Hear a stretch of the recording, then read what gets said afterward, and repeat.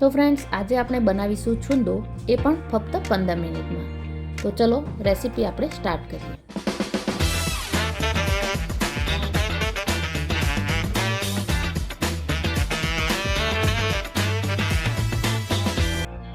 તો ફ્રેન્ડ્સ, કેરીનો મુરબ્બો બનાવવા માટે મેં અહીંયા 500 ગ્રામ રાજાપુરી કેરી લીધી છે. હવે એને આપણે આ રીતે છાલ ઉતારી લઈશું અને પછી એને આપણે છીણી લેવાની છે.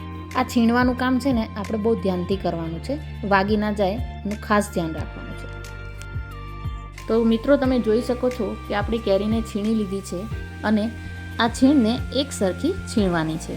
હવે એક સ્ટીલના વાસણમાં લઈ તેમાં મીઠું અને હળદર ઉમેરી આપણે મિક્સ કરી લઈશું. પછી તેને આપણે 1 કલાક માટે રહેવા દઈશું. હવે અહીંયા મેં 700 ગ્રામ જેટલી સાકર લીધી છે. તમે ખાંડ કે ગોળ લઈ શકો છો. હવે તમે જોઈ શકો છો કલાક પછી આમાંથી સરસ પાણી છૂટી ગયું છે.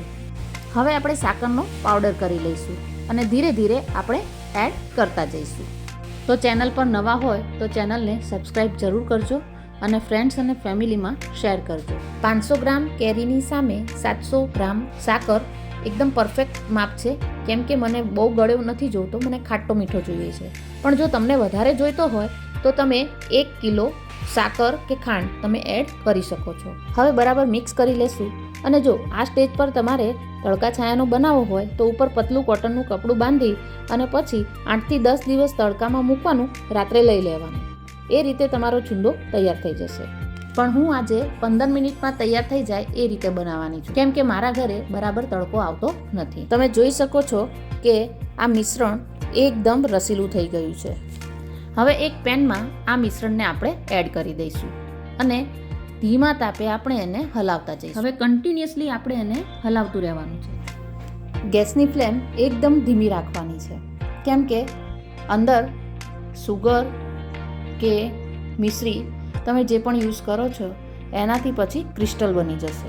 એટલે આપણે બહુ ઉતાવળ નથી કરવાનું, એકદમ શાંતિથી અને ધીરજથી કામ લેવાનું છે. હવે આપણે એમાં 3 લવિંગ અને 1 તજનો ટુકડો આપણે એડ કરીશું, કારણ કે આની ફ્લેવર બહુ જ સરસ આવે છે.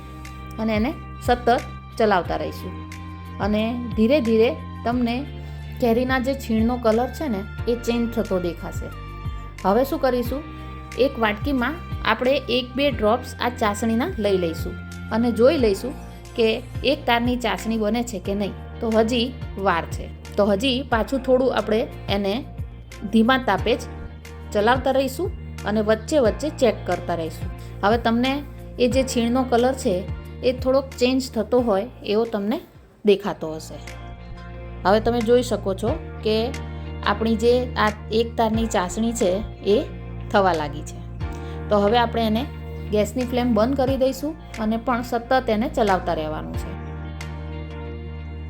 પછી એમાં આપણે 1.5 ટેબલ સ્પૂન જેટલું મરચું એડ કરીશું.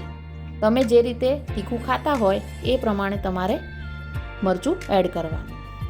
અને હવે મેં અહીંયા શેકેલું જીરું લીધું છે, તો 1 ટેબલ સ્પૂન જેટલું મેં જીરું એડ કર્યું છે. અને હવે એને મિક્સ કરી લઈશું અને બસ થોડો ઠંડો થાય ત્યાં સુધી આપણે એને ચલાવતા રહેવાનું છે. તો ફ્રેન્ડ્સ, અત્યારે જે તમને કન્સિસ્ટન્સી દેખાય છે એકદમ પતલી, એ ધીરે ધીરે ઠંડુ થતું જશે તેમ તેમ એ ઠીક થઈ જશે, એટલે તે ઓરિજિનલ કન્સિસ્ટન્સીમાં આવી જશે. તો આપણો છુંદો તૈયાર છે અને આ 1 વર્ષ નહીં પણ જ્યાં સુધી તમારું ખતમ નહીં થાય ત્યાં સુધી તમારો આ જે છુંદો છે એ આવો ને આવો જ રહેશે. હું એટલે 1 વર્ષની ગેરંટી નથી આપતી, પણ વર્ષો વર્ષ તમારો આ છુંદો ખરાબ નહીં થાય, જો બચી ગયો તો છુંદાને તમે રોટલી, ભાખરી કે થેપલા સાથે સર્વ કરી શકો છો. તો એનો કલર પણ બહુ જ સરસ આવ્યો છે અને ખાવામાં પણ એટલો જ ટેસ્ટી છે.